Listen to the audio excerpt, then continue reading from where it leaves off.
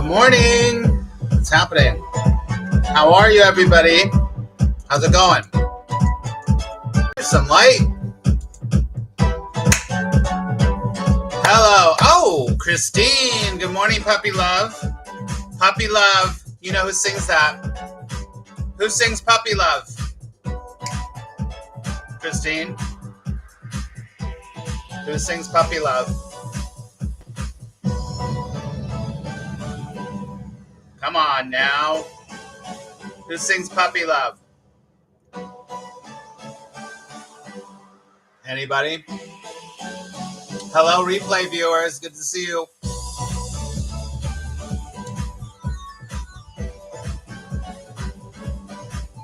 Morning, Catherine. Who sings puppy love?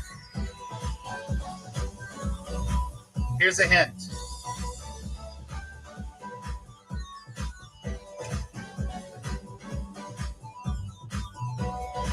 Donny Osmond. That's right. It's a Y. Christine changed right away. All right. Happy Thursday, everybody. Good to see you. It is November 14th. Why do I feel like November 14th is a special day? Every day is a special day because there's only this. So it's November 14th. I had that album too. Of course I did. Of course you did. Of course you did. All right, everyone. Great to have you here. Let me turn this off. Come on. Why can't? Oh, there. Okay. Great. Good to see you, everybody. Welcome to Maximize Your Mornings. If you're new here, my name is Max Ryan, and what we talk about here is abiding non-dual awareness in some shape, form, or fashion, as they say. I've been working with people for more than 35 years, and I work privately with people. I have groups. We do this, all of this stuff, and everything is meant to, in one way, give you a pointer to something that's what? Already here. That's already here. What we have in the separated state, in the egoic mind, is we have all these blocks. Good morning, Kyrie. Blocks to what's already here. What's already here. In my private class right now, which Christine is in. Hello, Nina. I just posted a video from Gangaji, and it's all about the here, what's happening here. I worked with Gangaji years ago, and she's just great, so I highly recommend her, that's for sure. If you're interested, then look her up. Gangaji, Gangaji. Just look her up. She just anything she says, she's amazing.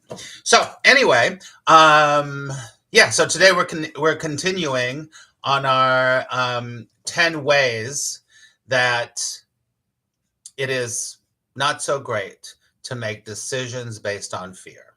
That's not a very great title, but 10 ways that it's detrimental to the dream state, to the character, to make decisions based on fear. Now, before we get into this today, we're going to sit quietly for a second, but there's nothing at all wrong with fear. And there's nothing wrong with living in a nightmarish state in the dream. But there is something else going on, and there are pointers to that and how the character deals with fear and what fear is. Because as they say, I forget who says it, but someone will tell me. The only thing to fear is fear itself, right? So, but that's like the rat race, right? But the point here being is that really making sure that you say, oh, there's fear there, and I'm making that just choice based on fear. It's not wrong and it's not right. Right? Correct? So, all right. So we're going to get we're on number 3 today. We'll review the first 2 and then we'll do number 3. But right now we're going to sit quietly and breathe. That's it. So, and welcome to all the replay viewers. It's great to have you here. Please make sure that even if you're watching on the replay, that you comment or you ask any questions. All right, everybody, here we go. Okay. All right, that's good. Do that. Okay. All we're doing is breathing. That's it. Just breathe. Here we go.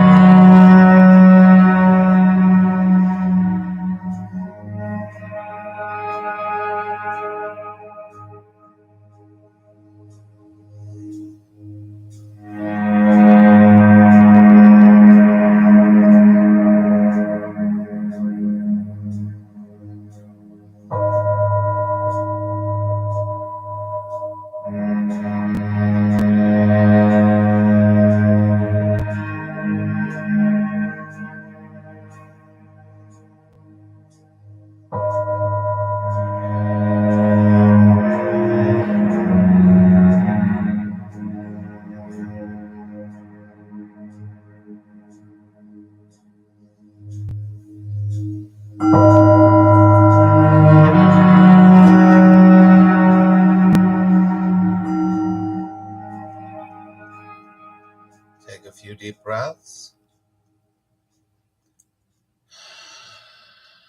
Slowly allow yourself to come back to the room. Open your eyes when you're ready. All right. Good morning, everybody. Good morning, good morning, good morning. Make sure I get the right thing here. Okay. Oh my goodness, I need a tissue. Uno momento.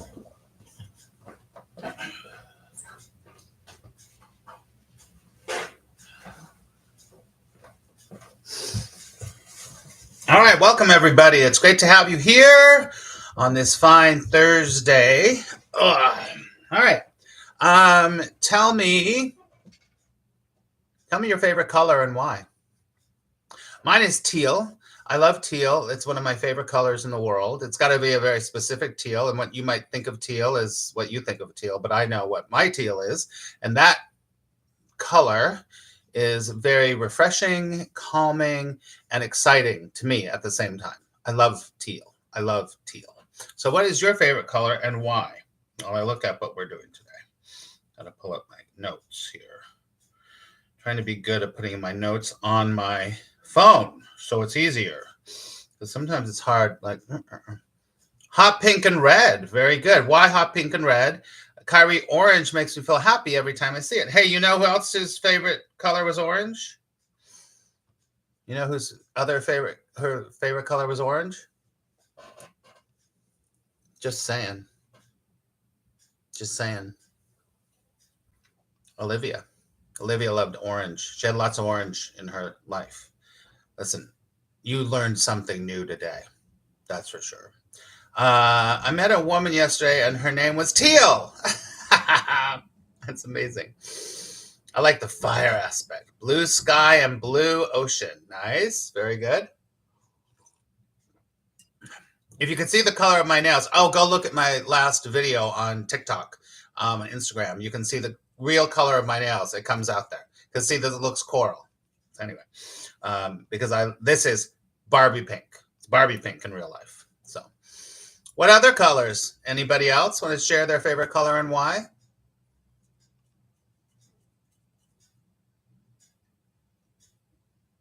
No? Anybody? Okay. All right. You don't have to. All right. So today we're black is my favorite color.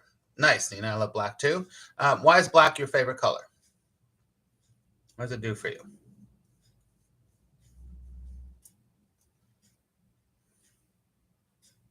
And in the replay, please put your favorite color and why.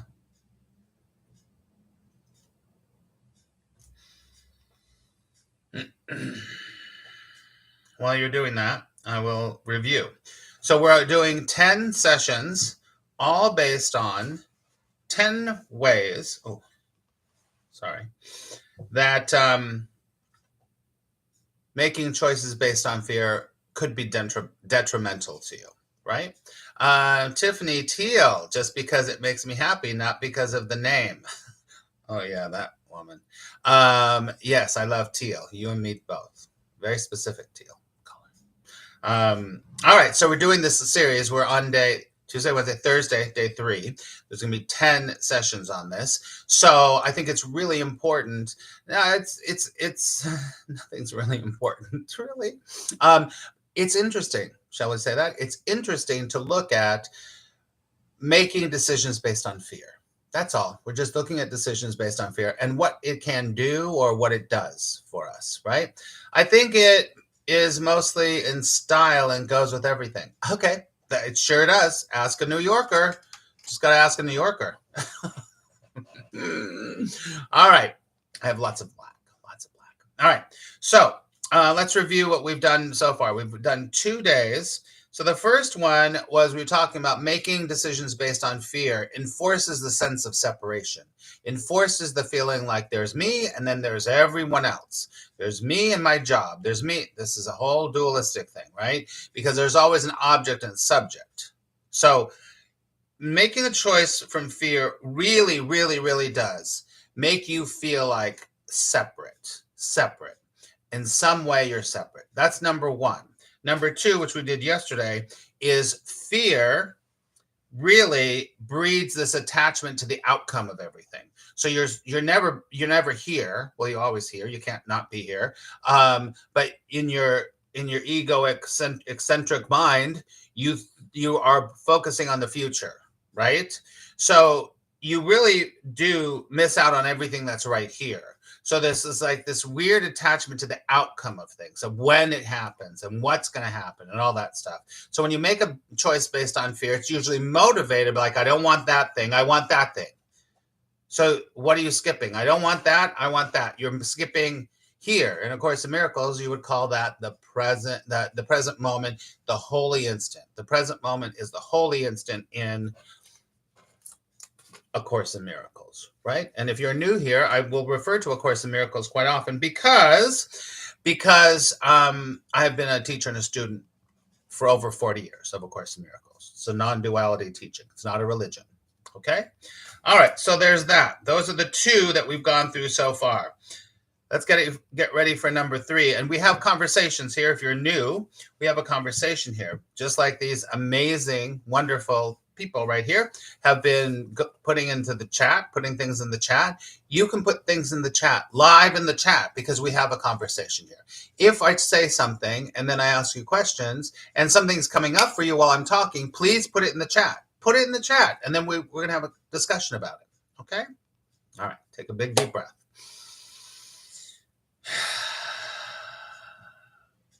Okay, here we go. Number 3, and why it's detrimental to make choices based on fear. When you make a choice based on fear, what it does is you already have a distorted perception of what truly is, but it makes it even more, the perception is even more distorted. That's what I want to say. So, wait, I gotta find this. So when you make let's say it's like this. Let's do this easier. So when you make a distortion, when you make a choice based on fear, you're like this, and then you're like, oh, I don't want that. I don't want that. I don't want that. And then you are like this. And then another glasses. You're adding distortion to your perception, because you can't really see what it's about. You can't really experience what's happening, because this choice based on fear is, it affects your perception, and it's a warped perception. It's not the truth. Here's the deal. You're usually making your choice from fear because you don't have the right information. You don't have it's not happening the right way because you are in fear. It just goes along with it, because fear is an unnatural state for the whole self. The whole self doesn't experience fear. It just experiences what's happening, right? It's all, what's the acronym for fear that I love? False evidence appearing real. False evidence appearing real. So it's false evidence that's appearing real, so you feel fear, and so it's not even real what you're afraid of, and then you're making a decision based on that thing. Your perception is wackadoodle. Wackadoodle. Already it's wackadoodle, and then you make a choice based on that fear, and it's even more wackadoodle. It's not right. And those glasses have foggy lenses. That's right. Let's see. Mine? So here's the deal. Because it's distorted because you've already decided that that's a bad thing and this is a good thing. Now we know that nothing is either good or bad, but thinking makes it so, as the great William would say. So Dickie would say, nothing is either good or bad, but thinking makes it so. And William Shakespeare would say that. And it's true. And so the Course in Miracles would say, you're giving the meaning to everything that it has for you. So you're making this meaning that it's bad, it's good, it's indifferent, it's beneficial, it's not beneficial, it's blah, blah. You're making all this meaning out of things, right? And all of that meaning and all that perception is in the way of what's already here. Take a deep breath. What's already here? What's already here is this, is oneness, is abiding non-dual awareness. Abiding non-dual awareness is underneath everything. Everything. It can't go away. It doesn't have a beginning. It doesn't have an end. But you have a warped distortion, or your character has a warped distortion, not you, has this warped distortion of like, because when you get above the ground of being here, when you get up here, which most people are living up here, and they're like, blah, blah, blah, blah, blah, blah, blah, blah, blah, blah, blah. When they're up here, when your main thing is up here. Now, there's no goal here. There's no goal. I'm not telling you, get out of here and get out of here and get down here. I'm not saying that. I'm just, what we're doing is we're talking about the way it works. The way life works, the way psychology works, is that there's this never-ending, abiding ground of beingness, of wholeness, of oneness, if you want to say that. I just call it abiding non-dual awareness.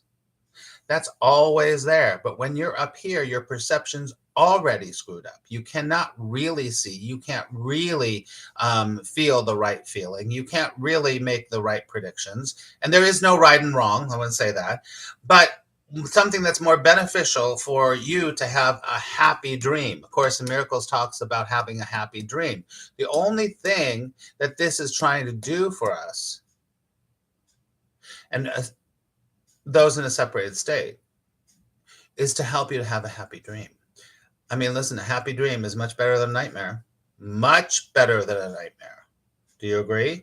It's much better to have a happy dream than a nightmare. That's for sure. So when you make a decision based on fear, your perception that was already not so great is really not great anymore. Let me see my notes.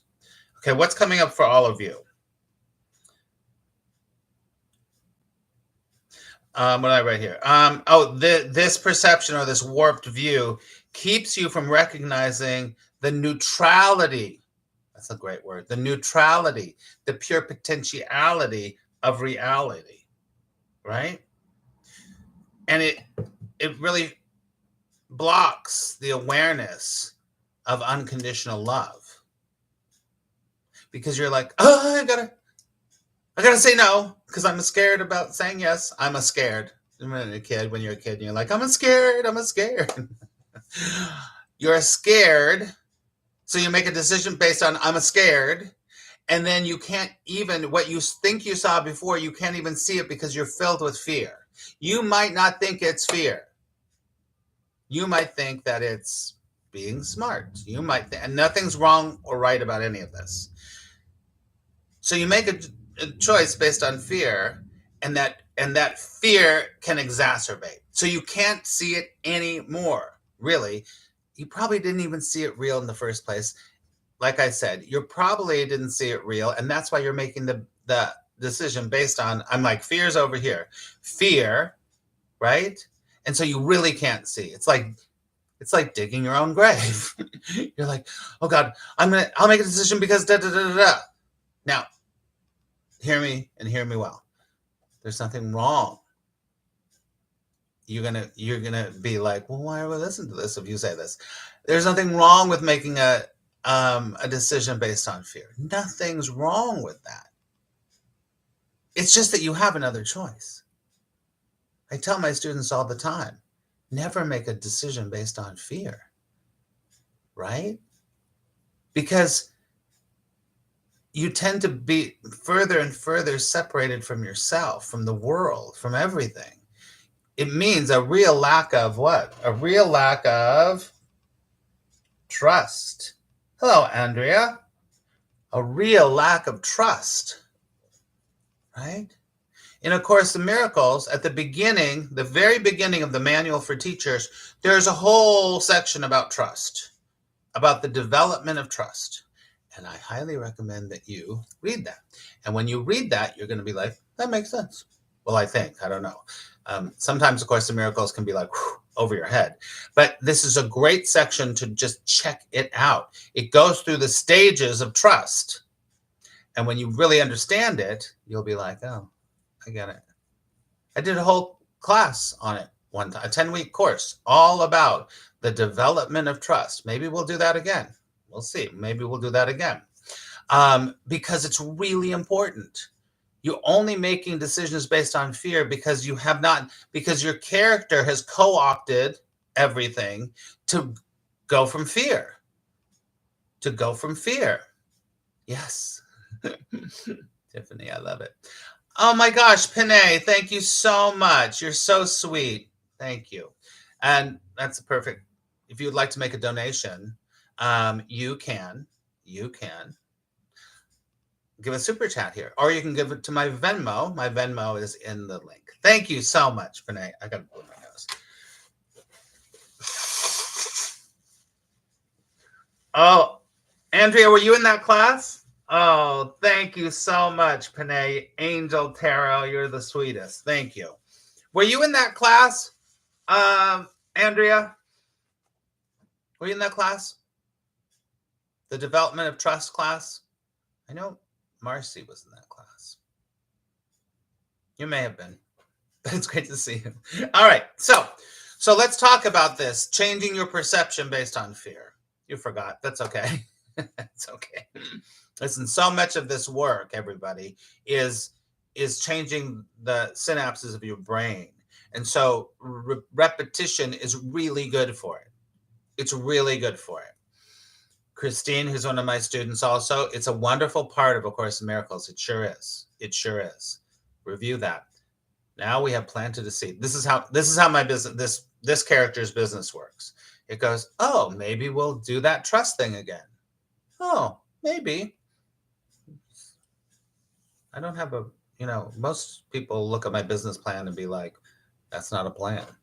And I'll be like, it's the plan.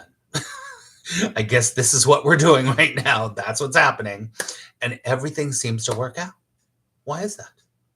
And I'm pretty happy. I mean, listen, my character is pretty happy. Course in Miracles does change lives. It changed your life. We have a class tonight. We have a makeup class. Not a makeup class, although, my course group, all my course groups are having one. Let's see. Tiffany says, please, because I have noticed that a misunderstanding of unconditional love messes with the ability to trust and pushes you towards fear, causing insanity. Very well said, my friend. Very well said. You're articulating particularly well. I think it's great.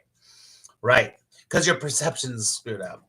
It's all about perception, right? Let me look at my notes here again. Okay. Yeah. So when we start to question these, the other thing is, it's kind of like what you said. It's when you start to question these perceptions, question your perception. Poet and didn't know it. Sounds like a t-shirt. Hashtag question your perception. When you start to question your perception, you gain that kind of, I always call it healthy objectivity, to be like, I can see it. When you get old and looking at things close up is hard, and you have to be like that. It's like that. It's like you have to be like, I see it now, right? You have to have that healthy distance from it. That's true all the time. A great part of this work is to develop that trust that you can pull away and you can see it more clearly. And once you start to pull away, you start to be like, oh shit, why did I do that? Right? So, finally got a live stream. Hello, Ben. Good to see you. Great to see you, Ben.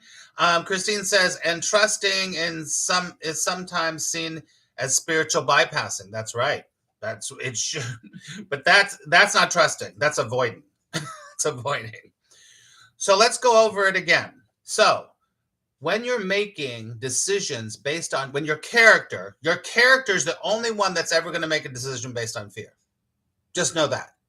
It's your character. It's your ego that's making a decision based on fear. Just now, you just saw in real life, in real time, how what was happening here about the possibly doing the trust class again. There was no fear in that. I wasn't like, oh, I need to make more money and I need to get more students. And I really did. No. That was just like, oh, maybe we'll do that trust class again. That's not a choice based on fear. That's a choice of it's come up, and now I have the option to say yes or no, or that feels good, or that doesn't feel good. That's how this character runs its life.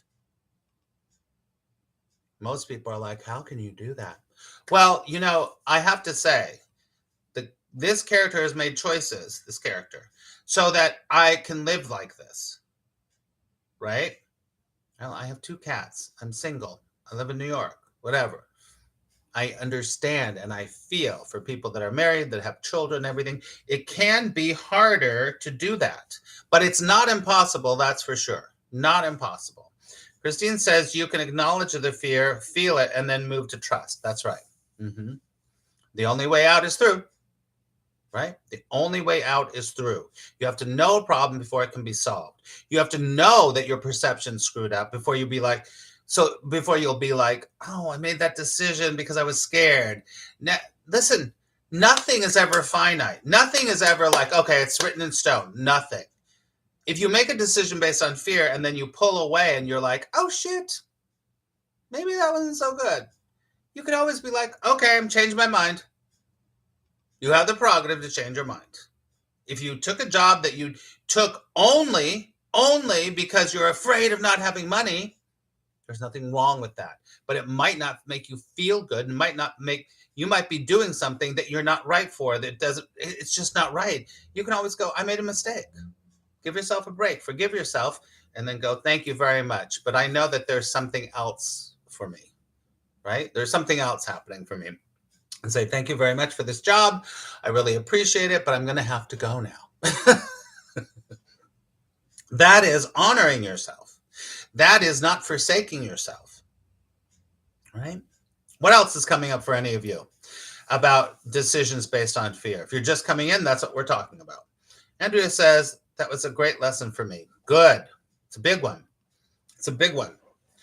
I tell my students all the time, never make decisions based on fear. And the other thing I say is, do your best to not forsake yourself. If you're not forsaking yourself on a daily basis, then it's much easier to not make decisions based on fear, because the only reason you're forsaking yourself usually is because you're afraid of an outcome.